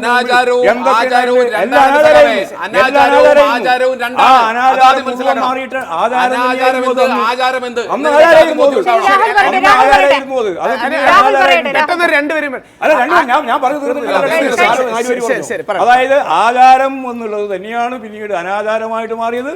ഇപ്പോഴുള്ള ആചാരം എന്ന് പറയുന്നത് കോടതി വിധി അടിസ്ഥാനപ്പെടുത്തി ഉണ്ടായതാണ്. ആചാരമല്ല, സാധാരണ രീതിയിൽ ഉണ്ടാകുന്ന അല്ലെങ്കിൽ പൈതൃകമായിട്ട് വന്നിട്ടുള്ള ഒരു ആചാരമല്ല. ഇവിടെ ഹൈക്കോടതിയുടെ വിധി അനുസരിച്ച് ഒരു ആചാരം വന്നു, സുപ്രീം കോടതിയുടെ വിധി അനുസരിച്ച് ആചാരം മാറുകയും ചെയ്യാണ്. അപ്പം ഞാൻ പറഞ്ഞു എന്തിനാ ഇങ്ങനെ ഞാൻ പറഞ്ഞു തീർക്കട്ടെ. അപ്പോൾ ആചാരം എന്ന് പറയുന്നത് കോടതി വിധിയാണോ എന്ന ചോദ്യം പ്രസക്തമായിട്ട് ഞാൻ ഉന്നയിക്കുകയാണ്. ആ കോടതി വിധിക്ക് മുമ്പ് ശബരിമലയിൽ സ്ത്രീ കയറിയിട്ടുണ്ട്, രാജ്ഞിയും കയറിയിട്ടുണ്ട്, സിനിമക്കാരും കയറിയിട്ടുണ്ട്, സ്ത്രീകൾ ഒരുപാട് കയറിയിട്ടുണ്ട്. കൃത്യമായ തെളിവ് നമ്മുടെ മുമ്പിലുണ്ട്, കോടതിയുടെ മുമ്പിലുണ്ട്, ഹൈക്കോടതിയുടെ മുമ്പിലുണ്ട്, സുപ്രീം കോടതിയുടെ മുമ്പിലുണ്ട്. അപ്പോൾ ഞാൻ ഇത്രയേ ഉള്ളൂ എനിക്ക് പറയാനുള്ളൂ. വിശ്വാസികളെ രണ്ട് തട്ടാക്കി തിരിച്ചിട്ട് വിശ്വാസികൾ ഒരു വിഭാഗത്തിന്റെ ആൾ ഞങ്ങളും മറ്റൊരാൾ വിശ്വാസത്തിനെതിരായിട്ട് നിൽക്കുന്നവരാണെന്ന് പ്രചരിപ്പിച്ചിട്ട് ആളെ പറ്റിക്കാൻ നോക്കണം. പിന്നെ മെയ് മാസം നടക്കാൻ പോകുന്ന തെരഞ്ഞെടുപ്പിന്റെ ഭാഗമായിട്ടാണ് വെല്ലുവിളിക്കുന്നതെങ്കിൽ ആ വെല്ലുവിളി ഞാൻ ഏറ്റെടുത്തിരിക്കുന്നു. 1957 5-അംഗ സുപ്രീം കോടതി വിധി ഉണ്ടെങ്കിൽ 92 ഒരു 2-അംഗ ഹൈക്കോടതി വിധിക്ക് എങ്ങനെ അതിനെ മറികടക്കാൻ കഴിയും? അപ്പൊ എങ്ങനെ അത് മറികടക്കാൻ കഴിയും? അങ്ങനെ ഇല്ലായിരുന്നു. ചരിത്രത്തിൽ ഒരിക്കലും ശബരിമലയിൽ യുവതികൾ കയറുന്നതിന് പ്രായ നിയന്ത്രണം ഉണ്ടായിട്ടുണ്ട്. കേരള സർക്കാർ തന്നെ പ്രസിദ്ധീകരിച്ച വാർഡ് ആൻഡ് കോർണർ റിപ്പോർട്ടിൽ 1812 അടക്കം അവിടെ യുവതികൾ കയറാറില്ല എന്നുള്ള തെളിവുകളുണ്ട്. ശ്രീ പിണറായി വിജയൻ സഖാവ് പറഞ്ഞ പോലെ അതിന് അബറേഷൻസ് ഉണ്ടായിട്ടുണ്ട്, അല്ലെങ്കിൽ അതിന് 3-4 ലംഘനങ്ങൾ ഉണ്ടായിട്ടുണ്ട്. അതിനെതിരെയാണ് 91 ഹൈക്കോടതി വിധി വന്നത്. കഴിഞ്ഞ 1000 വർഷങ്ങളായി ശബരിമലയിൽ യുവതികൾ കയറാറില്ലായിരുന്നു എന്നുള്ളതാണ് ചരിത്രത്തിന്റെ സാക്ഷ്യങ്ങൾ. 1980 ടു ബി പ്രിസൈസ് 1000 വർഷങ്ങളായിട്ട് അവിടെ കയറാറില്ല. തീർന്ന. ഇനി 2, ഇത് ഞങ്ങൾക്ക് രാഷ്ട്രീയ വിഷയമല്ല, പക്ഷേ ഈ ചില അതൊക്കെ വെറുതെ പറയുന്ന ആദിവാസി മാത്രമല്ല, നായരും ഈഴവനും ബ്രാഹ്മണനും മലയരേനും എല്ലാവരും ഉണ്ട്. മുസ്ലിമായ വാവരും ക്രിസ്ത്യാനിയായ വെളുത്തക്കടക്കം ഈ ശബരിമല തീർത്ഥാടനത്തിൽ സ്ഥാനമുണ്ട്. ഈ ഹിന്ദുക്കളെ സവർണരും അവർണരുമായിട്ട് ഹിന്ദു ക്ഷേത്രമാണ്. അതുകൊണ്ട് എന്താ, ഹിന്ദു ക്ഷേത്രം ആയതുകൊണ്ടാണ് ആ ഹിന്ദു ക്ഷേത്രം മതസൗഹാർദ്ദം ഉയർത്തിപ്പിടിക്കുന്ന ഹിന്ദു ക്ഷേത്രം. അതെ, എല്ലാവരും ഉണ്ട് സാർ, എല്ലാവരും ഉണ്ട്. മതസൗഹാർദ്ദം ഉയർത്തിപ്പിടിക്കുന്ന ഹിന്ദു ക്ഷേത്രം, മതേതര ക്ഷേത്രമല്ല. എന്റെ ചോദ്യം ഇതാണ്. ഈ സുപ്രീം കോടതി ഭരണഘടനാ ബെഞ്ച് മുഖ്യ വിഷയം പരിഗണിച്ചിട്ടില്ല, അതിനാൽ നേരത്തെയുള്ള വിധി തെറ്റാണ് എന്നാണ് NSSന് വേണ്ടി പരാശരൻ പറഞ്ഞിട്ടുള്ളത്. സുപ്രീം കോടതി ബെഞ്ചിന്റെ വിധി തെറ്റ് എന്ന് പറഞ്ഞ് ആണ് കോടതിയിലേക്ക് എത്തിയിരിക്കുന്നത്. വിധി തെറ്റ്, അതാണ് ആ വാചകം. അങ്ങനെ പറയുമ്പോൾ കോടതി ഇനി തെറ്റ് തിരുത്തണം എന്നാണ് നിങ്ങൾ പഠിപ്പിക്കാൻ ശ്രമിക്കുന്നത്. കോടതി ഇത് മുഴുവൻ കേൾക്കുകയാണ്, നിങ്ങൾക്ക് അനുകൂലമായ ഒരു വാചകം പോലും ഉണ്ടായിട്ടില്ല. അപ്പോൾ അത് നിങ്ങൾക്ക് എന്ത് പ്രതീക്ഷയാണ്? ഈ പ്രതീക്ഷ എന്നിട്ടും നിങ്ങൾ പറയുന്നത് സുപ്രീം കോടതി വിധി അനുകൂലമല്ലെങ്കിൽ ഞങ്ങൾക്ക് ഓർഡിനൻസ് ഉണ്ടല്ലോ, കോടതിയെ അംഗീകരിക്കേണ്ടതില്ല. നിങ്ങൾക്ക് അനുകൂലമാണെങ്കിൽ അംഗീകരിക്കാം. രാജ്യത്തിന്റെ അടിസ്ഥാനം ഭരണഘടനയാണ്. ആ ഭരണഘടന വിഭാവനം ചെയ്യുന്ന വിശാലമായ തലത്തിലുള്ളതാണ് കോടതിയും ലെജിസ്ലേച്ചറും എക്സിക്യൂട്ടീവും എല്ലാം. ഭരണഘടന തുല്യത മാത്രമല്ല, ഭരണഘടന തുല്യത വിഭാവനം ചെയ്യുന്നുണ്ട്, ഭരണഘടന വിശ്വാസം വിഭാവനം ചെയ്യുന്നുണ്ട്. ആർട്ടിക്കിൾ 14 റൈറ്റ് ആകുന്നത് പോലെ, ഫണ്ടമെന്റൽ റൈറ്റ് ആയതുപോലെ ആർട്ടിക്കിൾ 25 ഫണ്ടമെന്റൽ റൈറ്റ് ആണ്. ഈ 2 ഫണ്ടമെന്റൽ റൈറ്റിൽ തമ്മിൽ ഒരു തുലനം സംഭവിക്കുകയായിരിക്കാം സുപ്രീം കോടതിയുടെ മനസ്സിൽ. സുപ്രീം കോടതി ഏത് വിധിയും പ്രഖ്യാപിച്ചോട്ടെ, കുഴപ്പമില്ല. പക്ഷേ ഭരണഘടന തന്നെ അനുവദിക്കുന്ന ഓർഡിനൻസും ഭരണഘടന തന്നെ അനുവദിക്കുന്ന ലോ മേക്കിങ്ങിന്റെ പ്രൊസീജിയറും ഇന്ത്യയിൽ നിലനിൽക്കുന്നുണ്ട്. പല സംവിധാനങ്ങളും നമ്മളത് കണ്ടതാണ്. അതിന്റെ ഒരു അവസാന ഉദാഹരണമാണ് ഇതേ ജഡ്ജി ജല്ലിക്കെട്ട് വിഷയത്തിൽ ചൂണ്ടിക്കാണിച്ചത്. ഇനി അതിനെയും സുപ്രീം കോടതി ചോദ്യം ചെയ്യാം. അത് ചോദ്യം ചെയ്യുമ്പോൾ കോടതി വീണ്ടും ഇത് പരിഗണിക്കും. അപ്പൊ അതുകൊണ്ട് ഒരു ഓർഡിനൻസിന് സ്കോപ്പ് ഉണ്ട്, തീർച്ചയായും സുപ്രീം കോടതിയെ ചോദ്യം ചെയ്യാം. പക്ഷേ ഇവിടെ വിഷയം മാസ്റ്റർ പറഞ്ഞു ഒരു കാര്യം കറക്റ്റാണ്. രാമക്ഷേത്രത്തിൽ എന്തിനും കൊണ്ടുവരാം, കൊണ്ടുവരാം. അതായത് നിയമനിർമ്മാണം കൊണ്ടുവരാം. അതാണ് ചാമക്കാലം ഈ കാര്യങ്ങളെല്ലാം സുപ്രീം കോടതിയിൽ ചോദ്യം ചെയ്യുകയും ചെയ്യാം. പക്ഷേ ഒരു കാര്യം കറക്റ്റാണ്, ഈ വിശ്വാസങ്ങളൊക്കെ ചില കാര്യങ്ങളിൽ വ്യത്യാസങ്ങൾ വരാറുണ്ട്. അതുകൊണ്ടാണ് പണ്ടത്തെ പുരോഗമനവാദിയായ ഒരു മുഖ്യമന്ത്രി ഒരു അമ്പലം നശിച്ചാൽ അത്രയും അന്ധവിശ്വാസം നശിച്ചു എന്ന് പറഞ്ഞിരുന്നിൽ ശബരിമല കമ്മ്യൂണിസ്റ്റുകാരാണ് പുറത്തു കൊണ്ടുവന്നത്. EMS സർക്കാരും ശ്രീ VR കൃഷ്ണയ്യർ ആഭ്യന്തരമന്ത്രി ആയിരിക്കുന്ന അവസരത്തിലാണ് ശബരിമല അമ്പലം തീവച്ച ആ വസ്തുത വെളിയിൽ കൊണ്ടുവന്നതിന്റെ റിപ്പോർട്ട് കൊണ്ടുവന്നത്. അന്നത്തെ മുഖ്യമന്ത്രി പറഞ്ഞിരുന്നത്, അന്നത്തെ മുഖ്യമന്ത്രി ശ്രീ C കേശവൻ പറഞ്ഞത് അല്ല, ഒരിക്കലും അല്ല. ഞാൻ പറഞ്ഞ അത് കൊണ്ടുവന്ന കമ്മ്യൂണിസ്റ്റുകാരല്ല. ശ്രീ C കേശവൻ ഒരു അമ്പലം നശിച്ചാൽ അത്രയും അന്ധവിശ്വാസം നശിച്ചു എന്ന് പറഞ്ഞതിൽ നിന്ന് അമ്പലത്തിൽ കയറുന്നതാണ് ഏറ്റവും വലിയ അവകാശം. ഇന്നത്തെ ഇടതുപക്ഷ ഗവൺമെന്റ് കൊടുത്ത അഫിഡവിറ്റിൽ ഒരു വരിയാണ്, എല്ലാ മാധ്യമങ്ങളിലും എഴുതി കാണിച്ചു.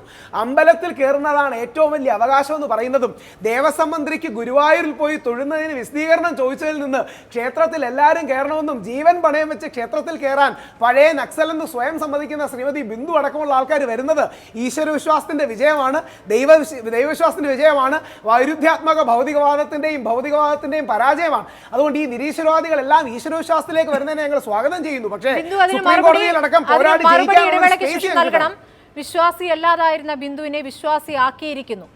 ഇവരെല്ലാവരും കൂടി ചേർന്ന് ബിന്ദുവിനെ വിശ്വാസിയാക്കിയിരിക്കുന്നു. അതിനുള്ള മറുപടി നൽകണം ഇടവേളയ്ക്ക് ശേഷം.